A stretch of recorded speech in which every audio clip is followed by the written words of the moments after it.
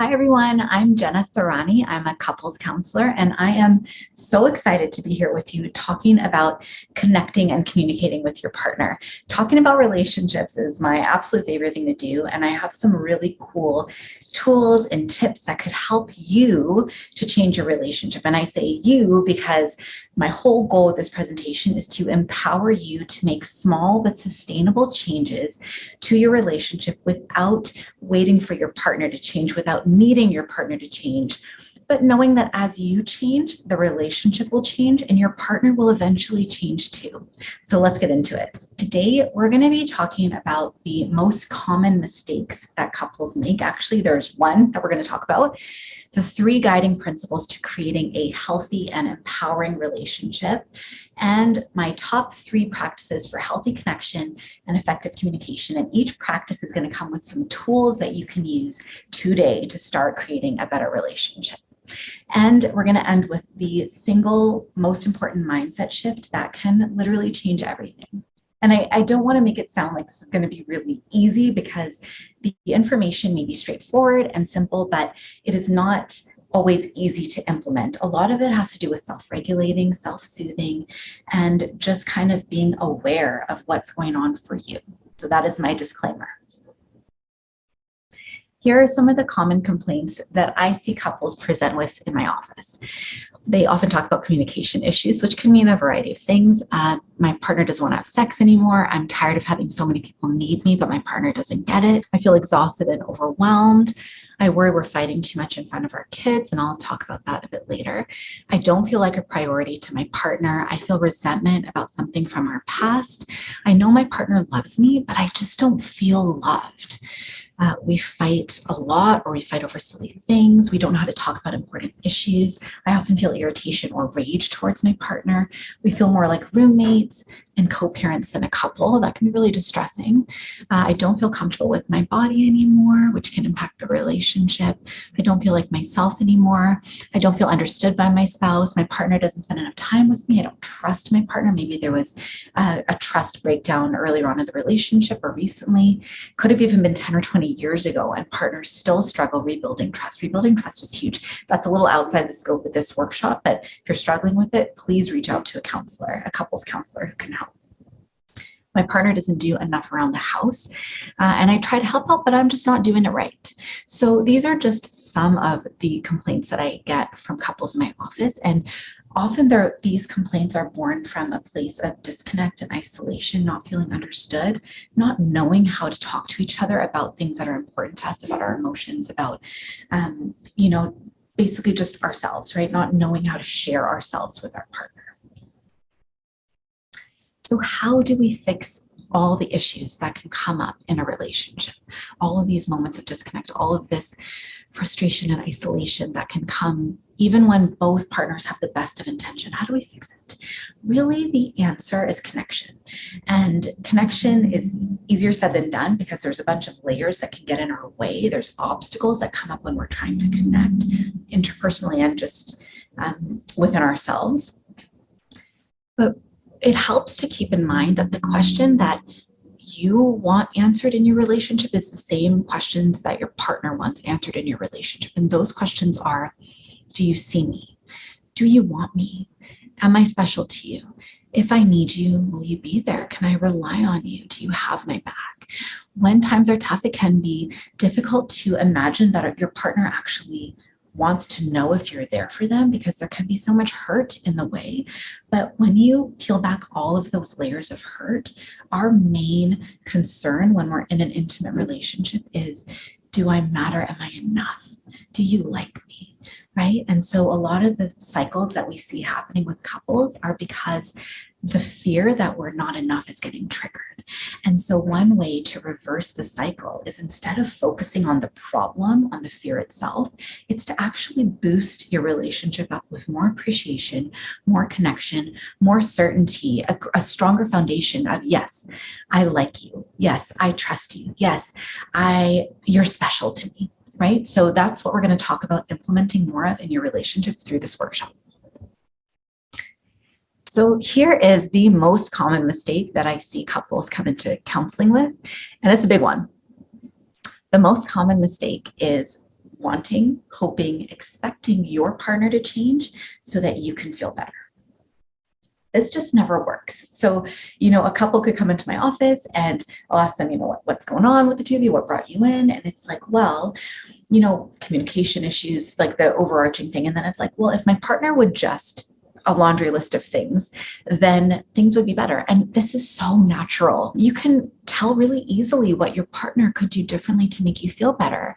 You know exactly what they're doing that impacts you in a negative way. However, waiting for them to change so that you can feel better is actually a really disempowering position. It disempowers you from creating change in your own relationship because it puts the onus on someone else. And when the onus is on someone else to make a change so that you can feel better, you're constantly in a state of waiting, expecting, hoping, and disappointment. So what we want to do is we want to shift that. We really want to empower you to be the best partner that you can be. We want to empower you to bring your best self to the relationship. And how do we do this? Well, it's a mindset shift. It's really deciding to focus more on the changes that you can make to your part of the cycle than the changes your partner can make to their part of the cycle.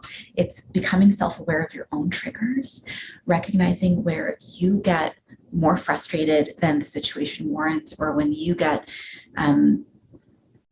upset for a valid reason, but you're not able to communicate that with your partner, or whatever the many things that each of us can do.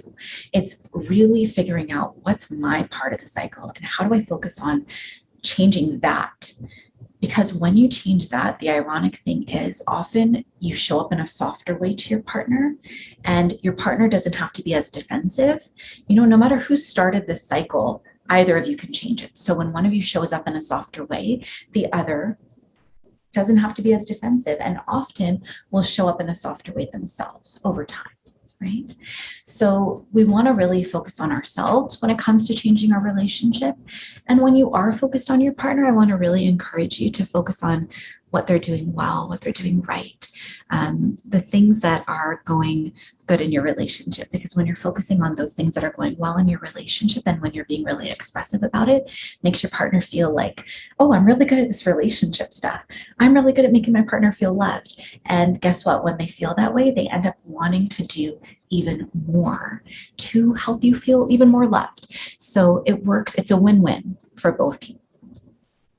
Here are the 3 guiding principles to creating a healthy relationship. You want to lead with appreciation. Here's the inconvenient truth is that we are problem-solving machines. Our brains are designed to solve problems, which means we can hyper-focus on problems. And you may have recognized this in your own relationship. In the beginning, you may let things slide. You may be okay with certain things because there's so many different hormones that come up in the first couple of years of relationships. We're trying our utmost to connect. That is our main function in the beginning of a relationship. We want to connect. We want to solidify the relationship. Once it's been solidified after the first 6 months, year, 2 years, once it's been solidified, then we start to really notice like all the problems. And then our brain stops being in connecting mode and starts being in problem solving mode, which means we're constantly looking for problems and not only that, we're seeing problems everywhere. And when we see a problem, we can hyper-focus on the problem because we think if we can just solve this problem, we'll be happy again. And the truth is that what you focus on, as I see it, the truth is what you focus on gets bigger. And so when you focus on solving problems, maybe you will solve that problem, but another problem will soon come up that will take your focus again, because that's what you've trained your brain to do. And that's what your brain is actually just designed to do. So what we want to do is we want to shift the focus, and we want to actually create a neural pathway in our brain that we strengthen every single day that says, my biggest goal here is connection. Because when I'm connected, problem solving becomes easy. You may have noticed that in the times that you and your partner are feeling the most connected, you're able to work together the most effectively, because there's a generosity there, there's a give and take, there's an I want you to be happy, well, I want you to be happy, well, let me sacrifice a little bit of this and you sacrifice a little. There's compromise. Things flow more easily when you're feeling connected and when you're feeling appreciated. So instead of trying to problem solve, we're going to just take a step back and say, our goal here is not to solve any problems. It is to get back into connection mode, because through connection, we'll be able to problem solve. And it's really important, this focus on appreciation and on the good stuff, because if you poll, anyone out on the street, you could take 10 different people and you could ask them, what's wrong with your relationship? What's wrong with your partner? And they'll be able to tell you something. I mean, there's problems in every single relationship. There's no perfect relationship. But then why are some couples happy and others aren't? If every relationship has problems, what's the difference? Well, the difference is what we're focused on. The couples that are happy are really focused on the things that are going well in the relationship and the things that they appreciate about their partner. They're often giving their partner the benefit of the doubt. They often allow themselves to feel good in the relationship. This is a skill that you can learn. Couples that are unhappy are often focused on the things that need to be changed. And if you're one of these couples that is focused on the things that need to be changed, please don't beat yourself up about it. This is natural. Your brain is designed that way. The happy couples have figured out how to shift their brain, and you will do that too with the information in this workshop. But we're not designed that way just naturally. It takes work. It's a skill. The second guiding principle is to self-soothe. Like I mentioned earlier, self-regulation is so important in creating a happy relationship. And that's because when we're able to regulate our own emotions, meaning we're self-aware, we're able to understand that we're having a reaction, and we're able to just simply breathe, like take a breath before we react, we can often halt that cycle of distress before it even starts. Because then we're aware that something's going on for me. Wait, it stops being about what's my partner doing wrong, and it starts being about what's happening for me. Why am I feeling this way? What's going on? Am I angry about something in the past? Is this bringing up an old memory? Am I feeling frustrated and irritated about something else, and my partner is my safe space, and I just kind of want to take out all my frustration on them? Has a boundary been crossed and I'm angry about that, right? Am I legitimately angry because a boundary's been crossed? If so, do I want to react from anger, or do I want to explain where I'm coming from so that my partner can shift so my partner can better understand? So here's the thing, when we're able to self-soothe, it gives us options. So instead of simply showing our reactivity, we're able to show something else. Maybe we're able to explain our perspective. Maybe we're able to take a step back and just kind of take a break and come back when we're feeling a bit more calm, right? So it gives us options when we're able to self-soothe. So that's why self-soothing is one of our guiding principles. It's one of the things that we're going to be working towards throughout all of these tools and processes. And the third guiding principle is really to soften. Everything we do in couples therapy is about softening towards our partner, because when we are rigid, when we are, just lost in our hurt and our pain, we're not able to show up in the way that we want to, and we're not able to even accept the love that may already be there. So we want to soften. We want to soften our approach. We want to soften how we act and react in the relationship, not as a way of letting our partner off the hook, but as a way of, again, connecting and then being able to solve those problems more easily. So the first thing we're really going to focus on that impacts relationships a lot is conflict. You can either have too little conflict in a relationship. Yes, that's really a thing, because with too little conflict, it often means that you may not be stating your needs. You may not be asking for what you want. You may not be sharing your experience, which over time will lead to disconnect. So yes, of course, there are some couples who are just really, really good at talking stuff out. And if you're one of those couples, that's awesome. You've learned an amazing skill and that's great. But for many couples, too little conflict means I'm hiding stuff because it doesn't feel safe to talk about my feelings, to talk about my experience. It doesn't feel safe to ask for what I need. And so I'm keeping all that inside for the benefit of this relationship, but ultimately I'm shaving parts of myself off so that I'm not showing up in a genuine way. And over time, we're going to disconnect, right? Because we're not being real with each other. Too much conflict can often indicate that, I'm not able to self-regulate. I'm not able to self-soothe. There may be deeper issues there, deeper hurts, deeper resentments that are going on that are being, activated with every little discussion. And so either one of those could be worrisome, but there are things that you can do about it. So if you're one of those couples that argues a lot, it's important to note that it is possible to argue while maintaining respect and kindness. However, it is not possible to do this when we're triggered.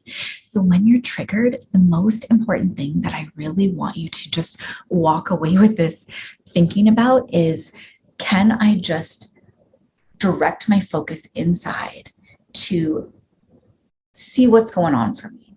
So when you're having a big reaction, I want this thing to go off in your brain that says, oh, I'm having a big reaction. Wait, that means something. What is it that Jena said? Oh yeah, she said, if you're having a really big reaction, it often means that you're triggered. So let me think about what's going on for me. Let me first take a deep breath. Let me just allow myself to breathe right now. It's okay. I'm going to be fine. I'm safe. Let me think about what's going on for me. Okay, I'm breathing. I'm in a better state of mind. Oh yeah, I'm feeling really frustrated about so-and-so, right? Maybe you're feeling legitimately angry about a boundary that's been crossed. Maybe what's happening between you and your partner is reminding you of something that happened in the past. Maybe there's something stressful happened that day and your partner's your safe space. And so even though you really want to show up in a gentle, kind way, you also really need to get some of that stress and frustration out. And your partner is the one who is going to love you no matter what. And so your partner tends to be the one that you take that out on. That's okay, right? It's okay. It's just information. Like, what's actually going on for me here, so that instead of being in blame and attack mode towards your partner, you're in kind of reflect and soothe mode for yourself. So one other important thing to understand and know about relationships is that up to 70% of conflict is unsolvable. On average, 70% of conflict is actually not solvable. These are called perpetual issues. These are the issues that you have in year 1. They're the same issues you have in year 50 with the same person. These are conflicts based on personality differences and value differences and lifestyle differences. So these things are not easy to change. If one of you is an introvert and the other is an extrovert, you may always have the fight of, are we going to go out on a Friday night or are we going to stay in and watch a movie? That may always be the conversation that you have. Our goal is not to change the introvert into an extrovert or the extrovert into an introvert. Our goal is to just be able to talk about it in a new way, to gain insights and understanding into what's happening for our partner, and to just be able to show up with compassion and eventually compromise. That's going to be the eventual outcome when we're talking about it in a gentler way. But when we're fighting about it, compromise is going to be very hard. So we don't want to seek to solve, really, we want to seek to understand. And the question that I want you to ask yourself is, am I still able to treat my partner with respect and kindness when we argue? And if not, and that's fine, because this is a skill that you learn and that you can practice and that you can get better at, we're going to talk about some tools that'll help you with that. So here's the number 1 tool for couples who get into an attack cycle. And that is to simply take a break. But there's some guidelines around how you take a break, when you take a break, and what you do after the break and during the break. So when you notice that you're getting triggered, this is where that self-awareness comes in. Oh, something's going on for me. I'm getting triggered. You want to let your partner know, hey, I'm feeling like a really big reaction right now, and I don't want to take it out on you. So it's really important for me that we take a break. Now, this can be met with resistance because oftentimes the most common relationship cycle is pursue, withdraw. So oftentimes one partner feels really anxious when there's any kind of conflict and wants to solve it right away. And the other partner actually needs to take a step back. And so the partner that needs to take a step back will try to escape the situation. And the partner who needs to solve it right then will feel like their partner's dismissing them, ignoring them, running away. And so they'll kind of chase after. And it becomes this like really uncomfortable pattern of I'm chasing you, I'm running from you, and both partners feel misunderstood and disconnected. And so it's important to recognize what cycle you get into. If you get into that cycle, then to say, okay, taking a break doesn't have to be a threat. Taking a break could just mean we're both separating so that we feel better in our own bodies, and then we can come back and talk about this with a little bit more empathy and kindness. So there was a cool study done on this by the Gottman Institute, and what they did is they had couples come into their lab and talk about the most contentious issue that they had. And when the couples were in the middle of this heated debate or fight, really worked up, maybe they were starting to say unkind things, maybe they were getting into that, that place that couples get to. The lab tech came in, or the researcher came in and said, uh-oh, our equipment broke down. I'm going to need you both to go to the waiting room and sit on opposite sides of the room and read a magazine, and we'll call you in to let you know when you can resume this discussion. And so then they would wait 20 or 30 minutes. And when they would come back into the room and get the couple back together to talk about this contentious issue, it's like both partners had a personality transplant. Like they were completely different people from when they left the lab, because they had a chance for their body to calm down, for themselves to soothe themselves. They had a chance to get into a different emotional state. And when they came back to talk about the issue after that break, they were actually able to discuss it with kindness. They were able to compromise more easily. They were able to see each other's perspective and give each other the benefit of the doubt. They were acting more like the people that they really wanted to act like, because they'd had time to just soothe, time for their body to calm down. So when you're taking a break, it's important to have at least like 30 minutes to an hour, and to let each other know, hey, at 6 o'clock, we're going to come back together to talk about this, as long as we're both feeling, soothed by then.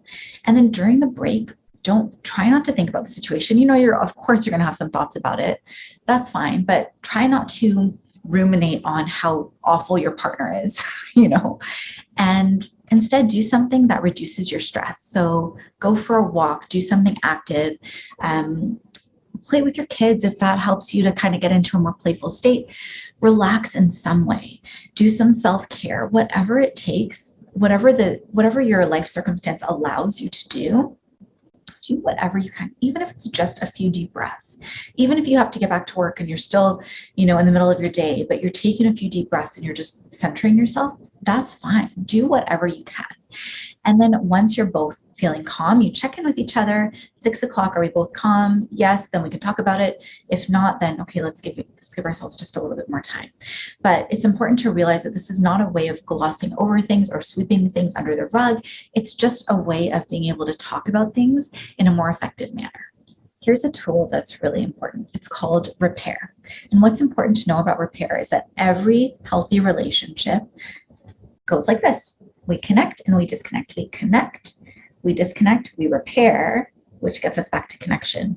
Disconnect, repair, gets us back to connection.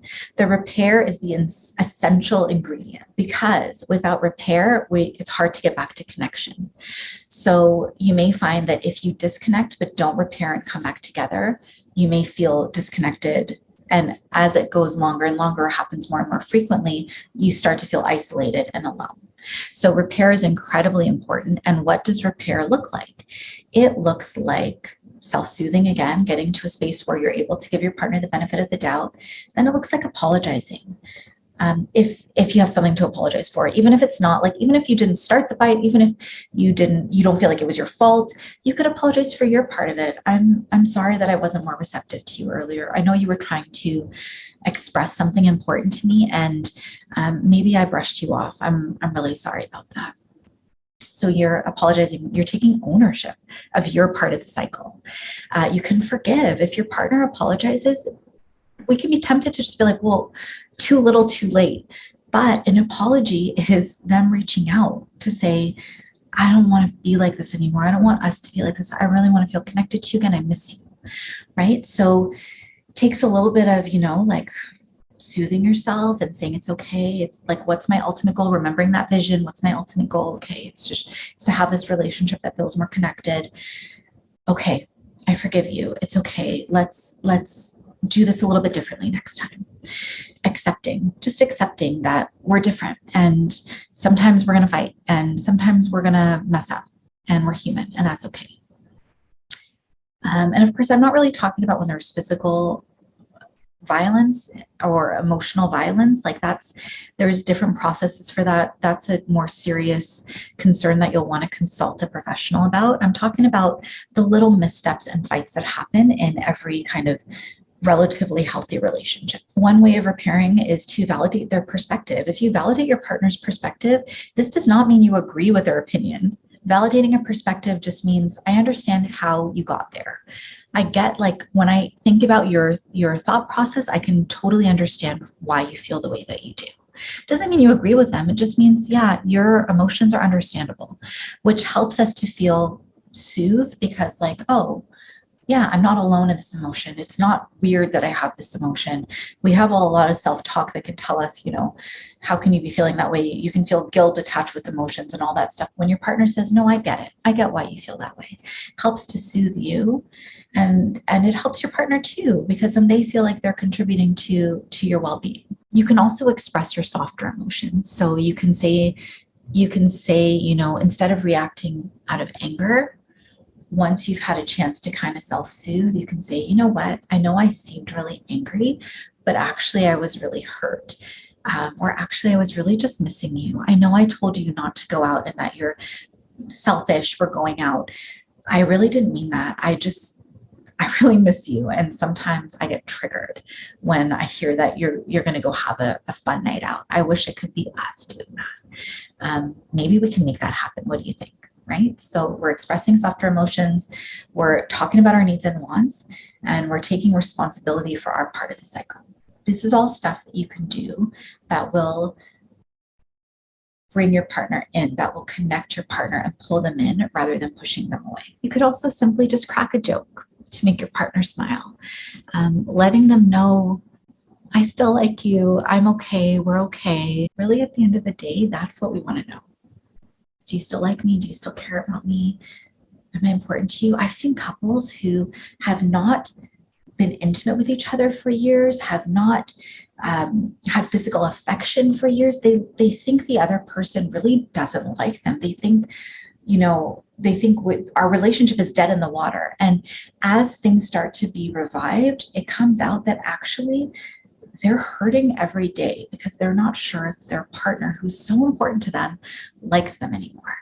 So even when your relationship feels like it's so far gone, there is something really powerful about showing up and telling your partner in different ways, I like you. You're special to me. So another tool we're going to talk about is making up in front of your child or children. I see couples who are really scared that they're fighting way too much and they're worried that it's impacting their kids negatively. And yes, of course, when your kid is feeling the tension because of their mirror neurons, they're often feeling what you're feeling. Of course, that's not going to feel pleasant to them, but there's things that you can do to help make this better. And I also want to assure you that I've seen clients come into my office who say to me, my parents never fought in front of me. They had a perfect relationship, and now I'm an adult and I'm in my own relationship, and I find relationships really hard, and I wonder what's wrong with me. Why can I not have a perfect relationship like my parents had? So being perfect isn't necessarily the best thing for your kids. What is the best thing for your kids is being open about skills that they can learn to better their relationship, being open about your process and in an age-appropriate way, of course, and helping them to know that it's okay if you disconnect from your partner for whatever reason. You can always reconnect. It's okay if we miss each other. Even parents and kids, there's moments when you miss each other, when you miss each other's cues. It's okay that we do that. We can always come back together. So by making up with your partner in front of your child, you're teaching your kid really good conflict resolution skills. What you want to do is apologize when you're actually feeling sorry and when you're actually feeling like ready to make up. You want to apologize to your partner in front of your kid and have your partner apologize to you really sincerely. Show some kind of physical affection if that's a part of your relationship. Take ownership of your own stuff. Take ownership of, honey, I really I acted out of frustration, and I'm so sorry I did that. I'm still working on how to breathe and soothe my own self when I'm feeling triggered. And then you can, your partner can accept your apology and take ownership of what happened on their part of the cycle. And even if your kid is little, they'll get the point. The point is, we messed up, we misstepped, we missed each other, we disconnected, and now we're reconnecting and we're okay. And you're okay. So something really powerful to do is hug each other. If physical touch is a part of your relationship, you can hug each other, and you can also hold your kid and hug your kid and let your kid know, like, I'm sorry if that was scary for you. Big emotions can sometimes feel scary, but it's okay to have them. It's okay to have big emotions. We just need to work on how we express them. And even I'm still working on it, right? So this is a way of just normalizing that emotions happen, missteps happen, and we can always come back together. Oh, and one thing that I have written down here, which is really important, and I mentioned it a little bit earlier, note what you're still working on. I'm still working on speaking kindly even when I'm upset. I'm still working on taking a deep breath when I feel overwhelmed. What would that look like? It would look like me feeling overwhelmed and recognizing I'm feeling overwhelmed and taking a big deep breath and saying to myself, I'm safe, I'm okay, right? You're talking about your process, but you're doing it in front of your kid. And it's helping them to learn what they can do too when they're feeling that way. So here's our third practice, and it is improving your friendship with each other. Research shows that the couples that are the happiest also have the strongest friendships. And so there's a few things you can do here to increase your friendship. We're two human beings who are constantly changing and evolving. So it's important to keep up to date on what's happening for each other, which means sharing openly what's happening in your life experience and asking open-ended questions so that your partner can share what's happening in their life experience. And in that way, you're just constantly keeping them top of mind. You're showing them you're interested, you're showing them you care, and you're really learning about what's going on for them. What are their biggest dreams right now? What's their big goal right now? Who are they annoyed with at work? What's their biggest point of stress? There's actually an app you can get on your phone. It's called like the Gottman card deck. I think that's what it's called, the Gottman card deck. And so if you download that app, there's a bunch of different questions that you can start asking each other. So you can create a date night and just like have fun with it. Like just start asking each other these questions. And,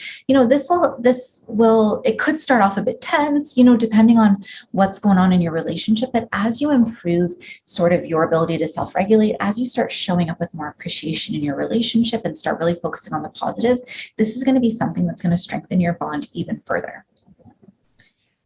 The other thing you can do, which I just mentioned, is appreciation. Keep loading on the appreciation. The more you really value someone, the more value they bring to the relationship. And you may have had this experience where you hung out with a friend who you just know really likes you. And when you're with that friend, you feel like your best self, like you're funny, you're charming, you're like, you're connecting, you're just feeling so good. And it's largely because you can tell how much they like you. So when we show up with our partner in that way, when we're showing them in so many different ways and telling them and expressing to them, hey, I really like you. I think you're great. I think you're funny. I think you're special. They show up and they want to kind of just live up to that expectation. So one of the ways that you can think about your relationship, this will help with your connection, is to think about your relationship as having its own bank account. But this bank account is built up with connection. So the more you connect with each other, it's like every time you connect, you're putting a deposit into the bank account. And every time you disconnect, you're taking out money from the bank account. You're withdrawing money from the bank account. The goal is to have as much money in this bank account as possible. So you want to focus on moments of connection throughout the day. Small moments, it could be just smiling and saying good morning. It could be, hey, I made you a cup of coffee. It could be, do you want to go out later? It could be anything. It could be reading the article that they sent you rather than just saying like, I'm too busy. Anytime you can connect with your partner, you are adding money into this bank account and creating cushion and creating safety and creating a really strong and stable foundation. And it is never too late to start doing this. The mantra here is small things often. You just want to do as many small connecting things as possible throughout the day and really build this up. Okay, here's a tool called What's Your Love Language? So you may have heard the love languages. This is a pretty famous concept. There's a book about it. There's a website. There's a quiz on the website. You want to take that quiz. It's a really interesting, it'll give you some interesting information about the ways that you give and receive love.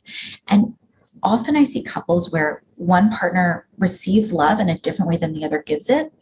And so even though both are giving each other love in different ways, it's not translating as love. So maybe one gives love through acts of service. So they're constantly doing the dishes and making food and doing things for their partner, trying to show them, hey, I love you.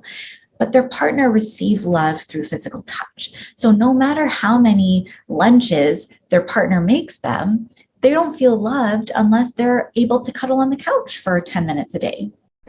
But their partner has no idea that that's how they feel love. Or maybe they know, but it hasn't really sunk in as something that they should do. So knowing your partner's love language and knowing your own love language can really help you to communicate your love to each other in a way that gets received effectively. So here are the love languages. There's 5 official ones, but I added a 6th one that I see all the time. So the 5 official ones are words of affirmation, which just means verbal, I love you, you're so great. There's physical touch, which is, holding hands, cuddling, pats on the back rubs, anything physical. There's quality time. There's acts of service, which I described a little bit earlier. There's giving and receiving gifts. And the reason often that someone might love to give or receive gifts is that it's the thought. It's about, this person held me in their mind. They thought about me. They invested their resources into me. They created something for me. Like I was present in their mind. So that's one of the reasons. It doesn't make you materialistic if you like gifts. It just means that it's the thought that really touches you. And the 6th one that I've added is food, because many of my clients say the way that I give and receive love is through food, whether it's making it, sharing it, going out to nice restaurants. It's like food is something so special to me. And maybe that's how your parents showed you their love, right? So you can take the love languages quiz online. You can just Google love languages quiz and it should come up. So here's the ultimate mindset shift that we're working on. We are going from problem solving mode to appreciation mode.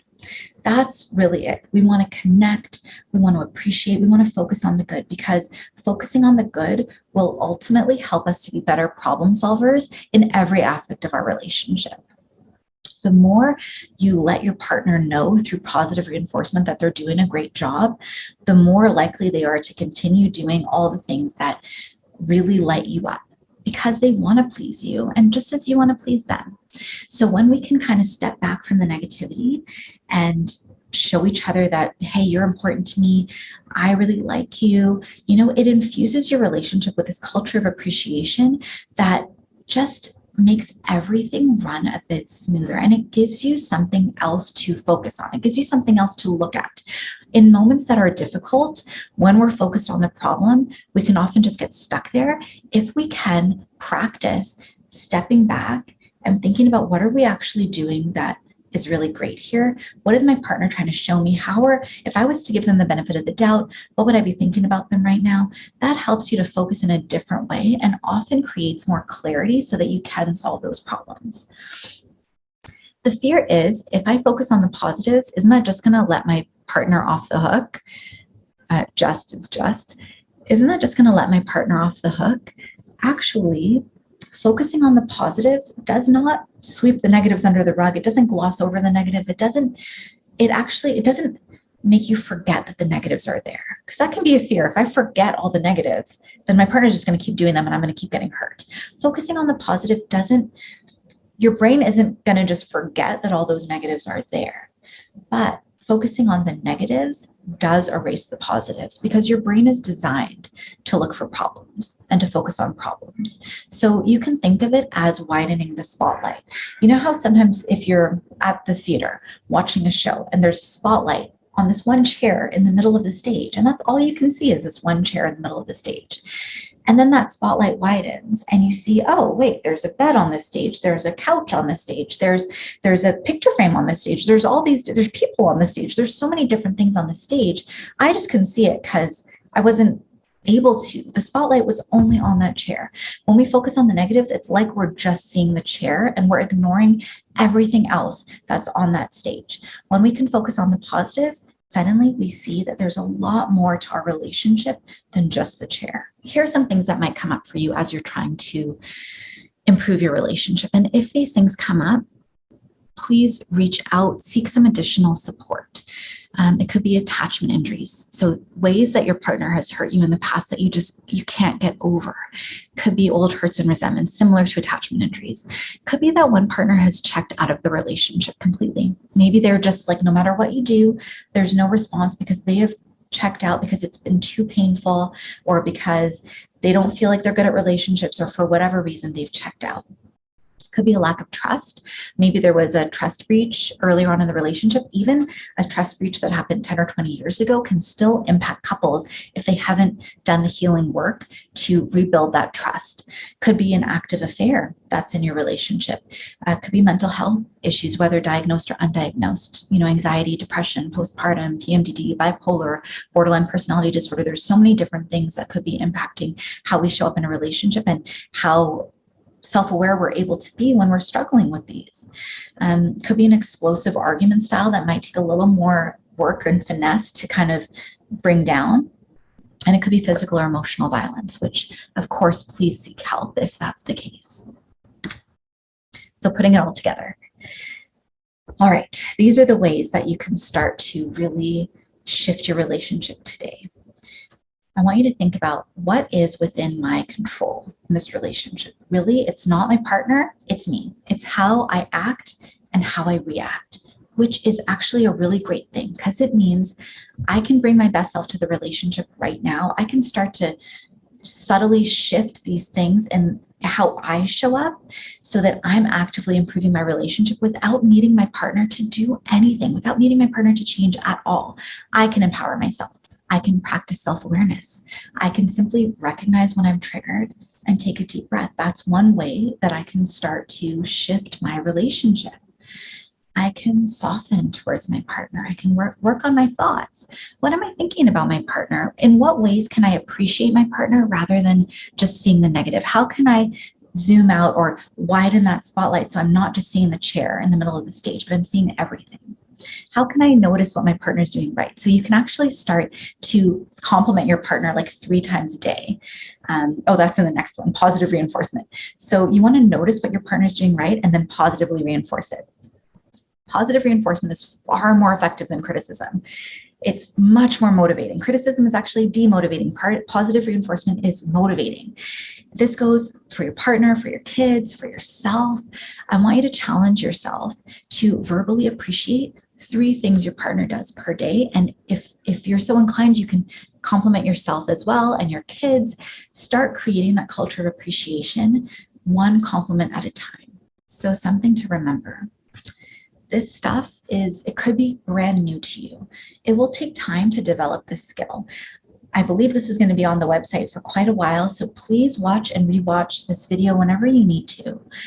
You do not have to be perfect at this. Perfection is not required. All that's required is showing up and even shifting 1, 2, 3, 4, 5%, even shifting slightly in the direction of generosity of thought towards your partner, slightly in the direction of appreciation, even just focusing on taking a deep breath, these small, sustainable shifts will start to improve your relationship. And if not your relationship and your cycle, they'll improve how you feel about yourself. And that's often the first sign of an improved relationship is, oh, I'm feeling better about myself. I'm feeling better about how I show up in this relationship. So small, sustainable steps are really the way to go here. I am here for you. If you need any additional support, you can feel free to reach out on my website, jenatharani.com. I'd love to hear from you. Love to hear what your biggest takeaway was from this workshop, and I hope that you found it helpful.